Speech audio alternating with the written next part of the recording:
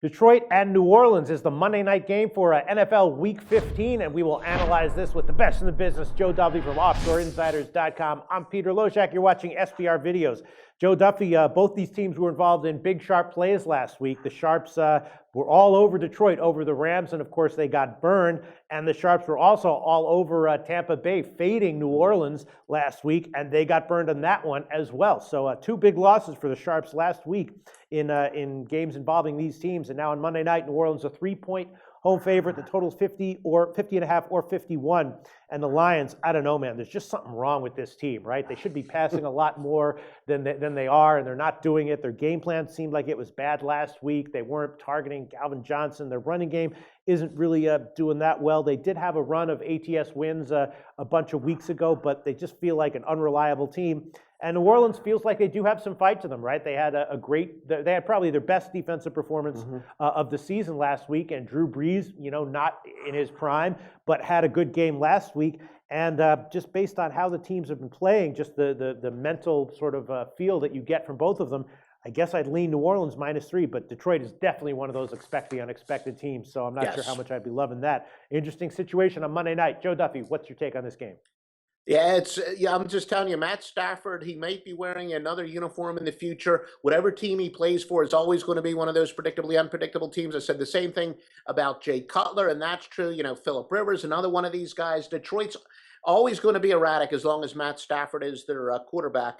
This is one that, I don't like the side quite as much as the total. I think that this is a case where, look, you have two talented quarterbacks. Also, although New Orleans mathematically hasn't been completely eliminated, they really need a miracle. They got to run a table and then do some scoreboard watch and get a miracle. Detroit is eliminated, but usually once the season is over, they become a little crazier. They throw caution to the wind. They become a lot more aggressive. Look, the Saints, you're right. They're finally coming off of a good defensive effort, but they give 0.6 yards per pass above what their opponents normally get. They get 0.6 more. And Detroit also allows 0.4 more yards per pass.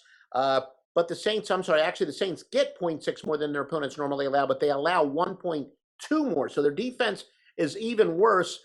And when you're talking about these teams are both also rans, although technically New Orleans is not officially an also ran, intensity usually shows up more on the defensive end, or lack of intensity, as this may be. And I think that, when you have these two also rans, the lack of intensity is going to show up a lot more on the defensive side of the ball than it will the offense. So I think the over is the better play here. Really? I understand your thought process, Joe Duffy. It's a high-ass total here, though, 50 and a half or 51.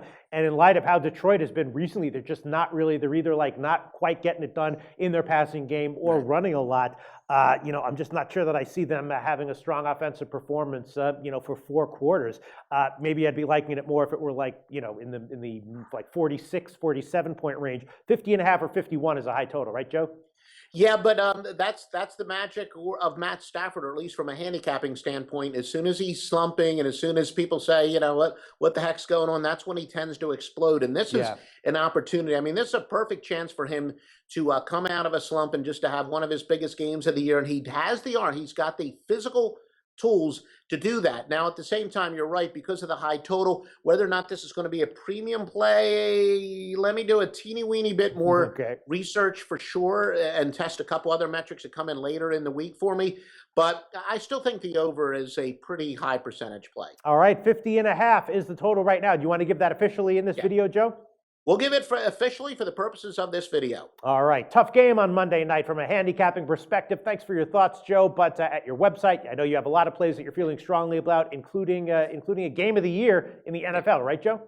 A game of the year in the NFL this Sunday. If you're watching this before Saturday's games, we have a spectacular Saturday. Please visit OffshoreInsiders.com for the updated menu. Before you place a bet, you want to visit that. We got great stuff for you at OffshoreInsiders.com. Thanks, Joe.